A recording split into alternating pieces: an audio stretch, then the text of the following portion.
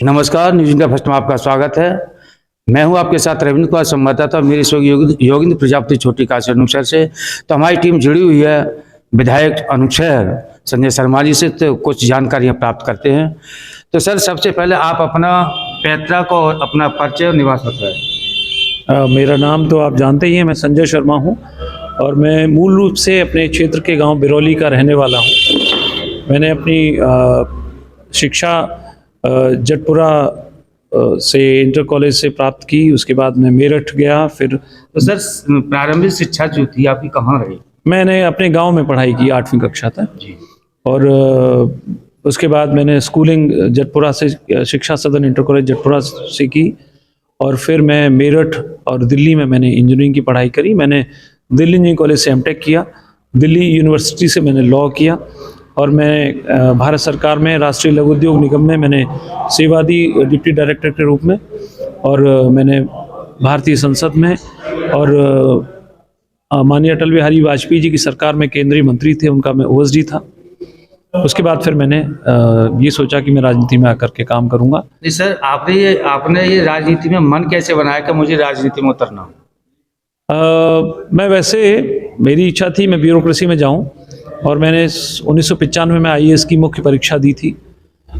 लेकिन उसके बाद कुछ परिस्थितियां ऐसी आई परिवार में, हमारे पिताजी नहीं रहे 96 में, तो उसके बाद कुछ ऐसी स्थितियां आई कि मेरा ध्यान वहां से भटका, कुछ परिस्थितियां थी। फिर मैंने उसके बाद जब 2004 तक मैं मंत्री जी के साथ था और वहाँ लगातार राजनीतिक लोगों से संपर्क हुआ और राजनीतिक चीज़ों को नज़दीक से देखा, तो मुझे लगा कि राजनीति अपने आप में एक बहुत बड़ा प्लेटफॉर्म हो सकता है समाज की सेवा करने का। आपने ये भी देखा होगा, जैसे आप राजनीति आने से पहले तो समाज के कुछ लोग नेताओं के लिए बुरा भला बोलते हैं कि हमारे यहाँ पर ये विकास नहीं हुआ है, हमारे यहाँ पर ये विकास नहीं हुआ है, या इस समय पर हमारे यहाँ पर वोट लेने आ गए हैं और विकास नहीं करते हैं। तो इन बातों को सोचा नहीं आपने कि जो हमारे साथ में भी ऐसा हो सकता है? देखिए, हर फील्ड में अच्छे और बुरे लोग होते हैं, कामयाब और नाकामयाब लोग होते हैं। राजनीति भी उसी तरह से, ऐसे भी बहुत सारे क्षेत्र हैं, ऐसे बहुत सारे नेता हैं जो 8-8, 9-9 बार एमपी बन जाते हैं, 8-8, 9-9 बार विधायक बन जाते हैं, उनको वहाँ की जनता छोड़ती नहीं है। और ऐसे भी जिनको एक बार में बाहर का रास्ता दिखा देती है। तो इसका मतलब कहीं ना कहीं खोट नेताओं में है। और मुझे लगता है नेताओं की छवि को परिवर्तित करने का काम हमारे प्रधानमंत्री मोदी जी ने किया है।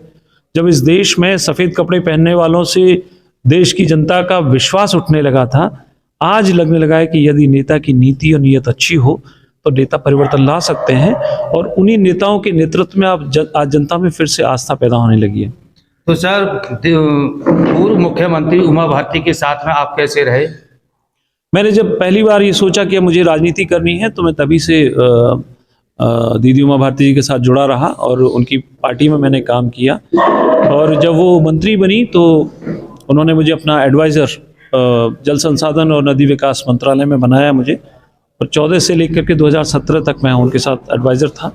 फिर विधानसभा चुनाव लड़ा मैं 2017 में और आप सबके आशीर्वाद से मैं अनुशहर से विधायक बना। तो दीदी जी ने, उमा भारती जी ने आपको आशीर्वाद किस रूप में दिया था?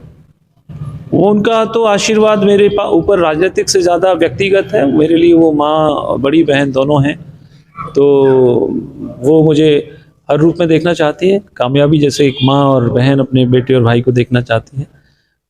मैं भी कोशिश करता हूं कि जो उनके बनाए हुए सिद्धांत हैं, विचारधाराएं हैं, मैं उन्हीं पर काम करूं और उनके नाम को रोशन करूं, ना कि उनका आशीर्वाद जो मुझे मिला है उसको एक अच्छी छवि जनता में जाए।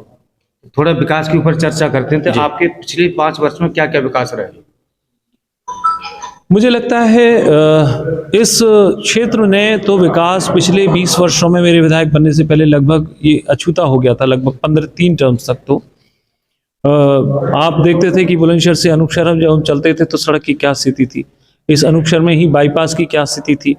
तो हमने सबसे पहला फोकस किया सड़कों पर, क्योंकि परिवहन पहला चीज़ होती है जिसमें घुसने पर, किसी क्षेत्र में घुसने पर आदमी के पहला जो इमेज आती है वो आपके सड़कों को देख कर जाती है। जब सड़कें अच्छी होंगी तो उद्योगपति सोचेगा कि मैं उद्योग लगा सकता हूँ।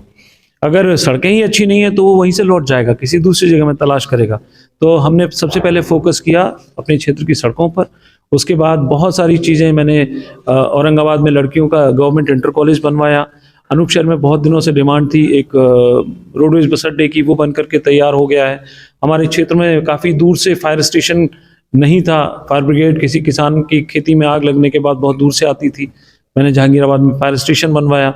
जहांगीराबाद में हमने एक 50 बेड का आयुष अस्पताल बनवाया है, जो मोदी जी का एक ड्रीम प्रोजेक्ट है, और पूरे पश्चिमी उत्तर प्रदेश में वो दूसरा इस तरह का अस्पताल है, वो शीघ्र ही शुरू होने वाला है। और बहुत सारी चीज़ें हैं जो हमने अपने क्षेत्र में की। आज इस चीनी मिल जो इस क्षेत्र के लिए माँ की तरह काम जिसने किया, वो बिल्कुल बर्बादी के कगार पर था। आज वो पूरे देश में नंबर 1 पर काम कर रहा कोऑपरेटिव सेक्टर का चीनी मिल है। बहुत सारी चीज़ें हैं जिन पर हमने काम किया, और आगे भी हमारी योजना है कि अनूप शहर को एक मॉडल विधानसभा के रूप में विकसित करेंगे।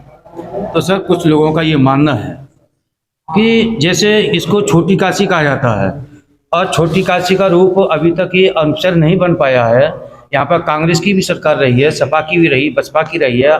इस समय पर वर्तमान में भाजपा की डबल इंजन की सरकार है। लोगों का ये मानना है कि अनूप शहर में विकास की गति नहीं हुई है। जिस प्रकार कोई यात्री अनूप शहर नहाने या गंगा स्नान करने आता है, तो यहाँ पर ना कोई ठहरने की व्यवस्था है, गंगा के रात्रि को हम कहाँ पर ठहरें, ना कोई ऐसी कोई पार्किंग है, ना कोई यहाँ पर अनूप शहर में ऐसा कोई जैसे कोई वाटर पार्क हो, सुंदर हो, रमणीक हो, अनूप शहर को एक भव्य सुंदर देखा जा सके, और जा कर के वो जा कर के ये कहें कि सब अनूप शहर बहुत सुंदर है। और आगे इसके बारे में आप क्या कह रहे हैं? देखिए, नो डाउट अनूप शहर में विकास की और पर्यटन की बहुत संभावना है, लेकिन हमने अभी अनूप शहर में जो कार्तिक मेला लगता है, उसको प्रांतीय मेला भी घोषित करवाया है। उसका आपने प्रभाव देखा होगा। इस बार जो पिछले 2 बार से जिस तरह से प्रांतीय में हमने कार्तिक मेला लग रहा है, वो अलग तरह की उसकी छवि है। हम अलग घाटों को बनवाने का भी प्रयास कर रहे हैं, लेकिन हमने अभी अनूप शहर में जो कार्तिक मेला लगता है, उसको प्रांतीय मेला भी घोषित करवाया है। उसका आपने प्रभाव देखा होगा। इस बार जो पिछले 2 बार से जिस तरह से प्रांतीय में हमने कार्तिक मेला लग रहा है, वो अलग तरह की उसकी छवि है। हम अलग घाटों को बनवाने का भी प्रयास कर रहे हैं, और कोई भी किसी भी क्षेत्र को पर्यटन स्थल के रूप में रातों रात नहीं विकसित किया जाता, उसके लिए एक योजना बनती है। और सरकार अभी छोटे सेंटर्स से पहले बड़े बड़े सेंटर्स पर काम कर रही है। आपने देखा काशी विश्वनाथ मंदिर पर किस तरह से काम हुआ है, विंध्यवासिनी विंध्याचल मंदिर पर किस तरह से काम हुआ है, भगवान राम का मंदिर, प्रयागराज, ब्रज क्षेत्र में किस तरह से विकास हुआ है। धीरे धीरे हमारी कोशिश है सरकार की कि छोटे लेवल पर भी हम आएंगे। अवंतिका जी पर हमने इतना बढ़िया घाट बनवाया है, एक बहुत अच्छा 2 करोड़ से पार्क बनना है। अभी अनूप शहर के लिए हमने चामुंडा मंदिर के लिए 2 करोड़ रुपए स्वीकृत करवाए हैं। मस्तराम बाबा के स्थान के लिए 2 करोड़ रुपए स्वीकृत करवाए हैं। तो ये सारी चीज़ें हो रही हैं। It will take some time, और मुझे लगता है आने वाले समय में अनूप शहर में जो संभावना है, हम उनको इस तरह से विकसित करेंगे कि अनूप शहर पूरे एनसीआर में पर्यटन का एक नया केंद्र बन के उभरेगा। लेटेस्ट अपडेट के लिए हमारे चैनल न्यूज़ इंडिया फर्स्ट को लाइक, शेयर एंड सब्सक्राइब करें, एंड यस, बेल आइकन को प्रेस करना ना भूलें।